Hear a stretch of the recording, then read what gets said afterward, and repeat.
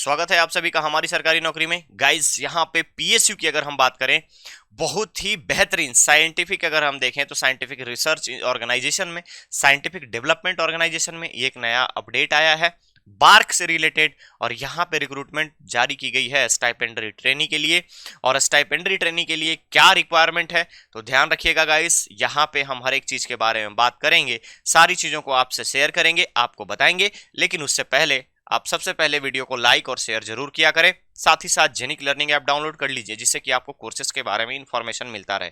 जो आपकी क्वालिफिकेशन है, क्वालिफिकेशन पे बेस्ड आपका जो भी नॉलेज हो, उसके आधार पर आप किस टाइप के प्रिपरेशन कर रहे हो या किस टाइप की कोर्सेज की रिक्वायरमेंट है, इन सारी चीजों की इंफॉर्मेशन आपको जेनिक लर्निंग ऐप से मिलती है। तो गाइस, आज के Bhabha atomic research centre department of nuclear science की अगर हम बात करें, डिपार्टमेंट ऑफ साइंस के बारे में बात करें, तो यहाँ पे रिक्रूटमेंट जारी किया गया स्टाइपेंडरी ट्रेनी के बारे में।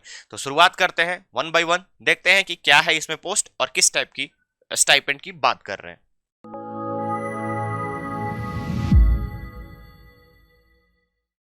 ध्यान दीजिएगा, ये ऑफिशियल नोटिफिकेशन है और यहां पर मेंशन किया गया है online applications are invited for the stipendiary trainee category 1-2 for training in NRB. याद रखिएगा, ट्रेनिंग इन एनआरबी। सबसे पहले आता है यहाँ पे स्टाइपेंडरी ट्रेनिंग कैटेगरी 1 के लिए। टोटल नंबर ऑफ पोस्ट के बारे में बात करूं तो 71 है। ध्यान रखिएगा, 71 पोस्ट में केमिकल के लिए यहाँ पे अगर आप देखोगे तो 8 पोस्ट है, केमिस्ट्री के लिए 2 पोस्ट है, सिविल के लिए 5 पोस्ट है, इलेक्ट्रिकल के लिए 13 है, इलेक्ट्रॉनिक्स के लिए 4 है, last one is the instrumentation is the 4। Mechanical के लिए देखोगे यहाँ पे 32 पोस्ट है। तो ध्यान रखें, जितने भी इंजीनियरिंग ग्रेजुएट हैं उनके लिए यहाँ पे टोटल कैटेगरी 1 में 32 पोस्ट हैं। आप सबके लिए बेस्ट हो सकता है यहाँ पे। इसके बाद आ जाता है सर, ये पोस्ट की बात तो हो गई और इसका क्वालिफिकेशन क्या है, तो ध्यान रखें डिप्लोमा इन केमिकल।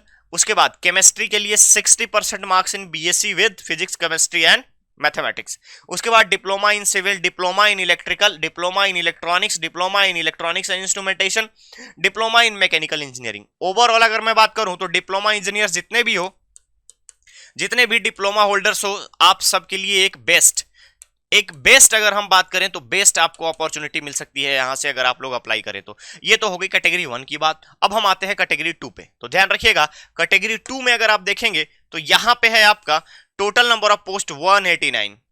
गजब, total number of post 189 guys, यहां पर ध्यान देंगे स्टाइपेंडरी ट्रेनी में। और ये पोस्ट है AC mechanic, electrician, electronic mechanic, fitter, instrument mechanic, machinist, turner, welder, draftman, laboratory assistant.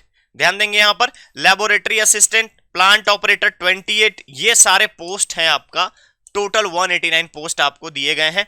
और ये पोस्ट के लिए क्वालिफिकेशन रखी गई है आईटीआई, यानी कि senior secondary class, higher secondary class और प्लस आपका आईटीआई। अगर इनके पास ये चीजें हैं तो आप बेशक यहाँ पे 189 पोस्ट में अप्लाई कर सकते हो। टोटल 189 पोस्ट है। और अगर हम क्वालिफिकेशन के बारे में बात करें तो क्वालिफिकेशन आपका आईटीआई कब होना चाहिए, अगर आप 10th के बाद आईटीआई किए हैं या फिर आप 12th के बाद किए हैं तो आप बेशक यहाँ पे अप्लाई कर सकते हैं।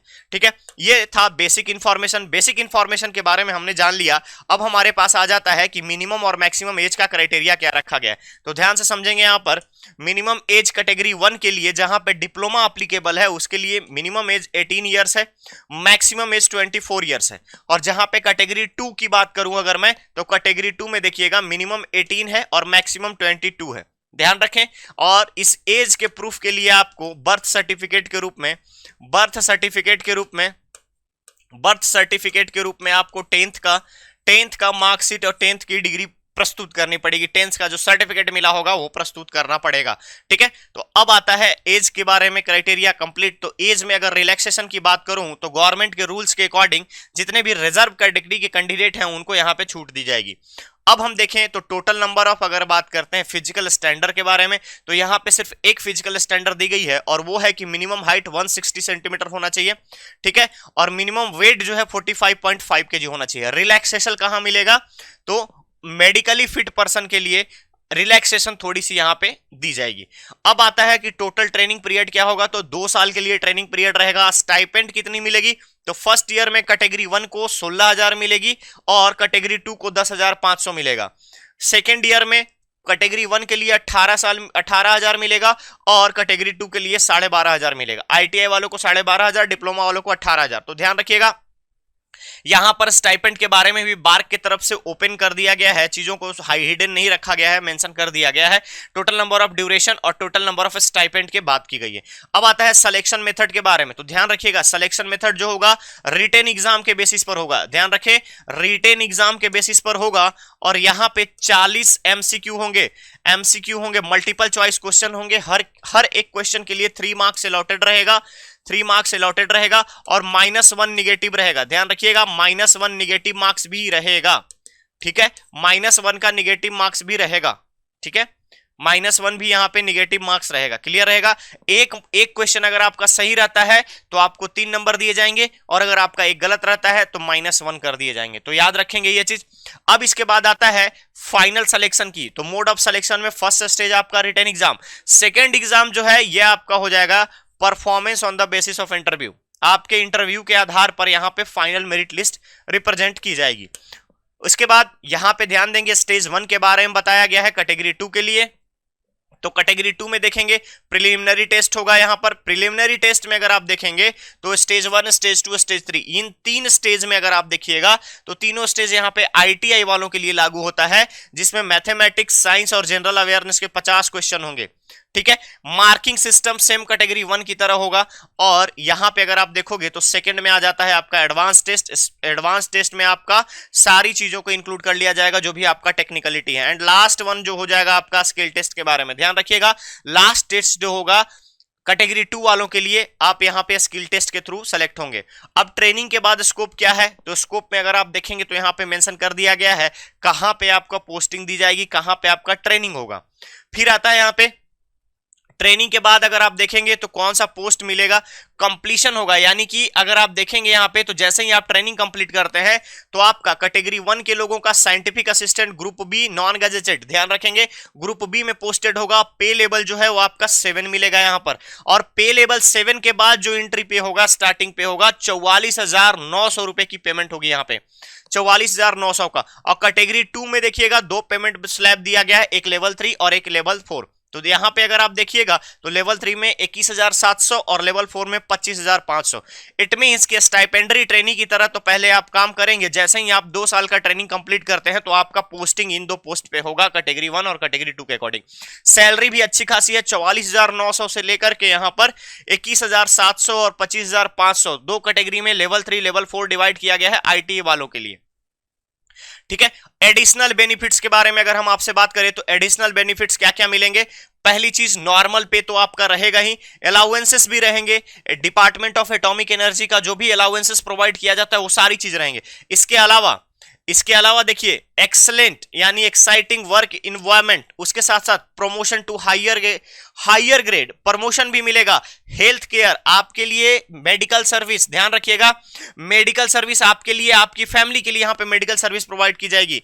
उसके बाद अट्रैक्टिव परफॉर्मेंस रिलेटेड इंसेंटिव, ध्यान रखें यहां पे इंसेंटिव की भी बात की गई है, इंसेंटिव्स, ठीक है। यहां पे आपको बोनस भी मिलेगा, इंसेंटिव आपको बोनस भी मिलेगा। साथ ही साथ leave travel concession for self and family, अगर आप कहीं पे जा रहे हो ट्रेन से या फिर हवाई जहाज से यात्रा कर रहे हो तो वहां पे कंसेशन फेयर मिलेगा। उसके बाद reimbursement of tuition fee, departmental accommodation as पर government of India. Tuition fee अगर आप दे रहे हो कहीं पे, ट्रेनिंग फी अगर आपके बच्चों का लग रहा है तो वहां पे आपको रिलैक्सेशन भी मिलेगा। इसके बाद सिलेक्टेड कैंडिडेट जितने भी होंगे उनको एनपीएस प्रोवाइड किया जाएगा, नेशनल पेंशन सिस्टम के अंतर्गत आएंगे, ध्यान रखेंगे एनपीएस के तहत उनको रखा जाएगा। ये सारी चीजें बेनिफिट्स हैं गाइस। तो आप इसको स्टाइपेंडरी ट्रेनिंग मत लीजिए, आप इसको लीजिए कि आपका ये जॉब है। Total 189 and remaining 42। अगर हम बात करें C1 की तो C1 में अगर आप देखेंगे डिप्लोमा इंजीनियर्स के लिए तो डिप्लोमा इंजीनियर्स के लिए यहां पे 42 पोस्ट है और C2 आईटीआई वालों की अगर हम बात करें तो 189 पोस्ट है। This is not a small post guys, आपको एक ही पोस्ट चाहिए। वैसे भी इंजीनियरिंग बैकग्राउंड के लिए जल्दी पोस्ट नहीं आता है, टेक्निकल बैकग्राउंड के लिए जल्दी पोस्ट नहीं आता है, तो फटाफट लेट मत कीजिएगा। इन सारी चीजों को आप अचीव कीजिए और अप्लाई कीजिए।